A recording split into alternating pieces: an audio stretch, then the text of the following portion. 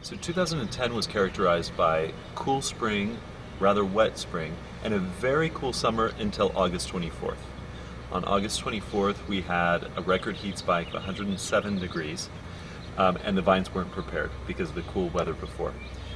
So we lost 60% of our Cabernet Franc, we lost 30% of our Petit Verdot, and the Cabernet Sauvignon did rather well, but there was still some sunburn.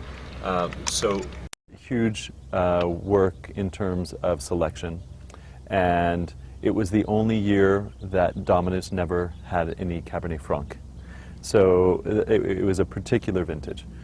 2011 was a cool vintage, cool and wet. So there was also a huge job of selection and also harvesting just on time. The ripening was rather quick at the end in October, and the skins started to degrade, and we had to harvest very quickly. It was a record harvest in terms of speed. In 1 week, we had harvested the entire ranch. So two very different vintages that give two very different wines.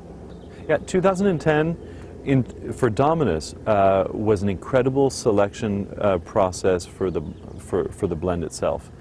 We only used 6 lots out of 35 principal lots, and the wine, resulting wine, is very polished and also layered with a tremendous complexity of aromas that go from the burnt orange that we were talking about, but it has herbal characters and it has wonderful original fruit aromas. Very interesting wine.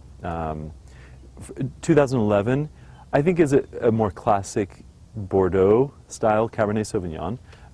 Very fresh, bright, but rather polished as well. It has some grippy tannins. I think it will be a vintage, the 2011, that will be drunk a little bit younger and be more pleasant, more approachable in its youth. The first vines planted in Napa were along the foothills. They were mostly on alluvial fan type soil formations, and many of those vineyards, and for many years, were never irrigated. And we believe that the foundation of our production is in not irrigating the vines. So we have deep roots. Those roots explore more soil and are able to resist difficult conditions like drought conditions that we had in 2013. They perform very well. So those classic vineyards for me are located along the in-between place, along the edge of the mountains, and not the valley floor, but the foothills. Those are wines that express a sense of place, that express their particular vineyard and the character of that vineyard. And that can only happen when the vines are deeply connected physically through their root systems to those vineyards and those soils. So they express something more than the viticultural methods. They express, like I said, a sense of place.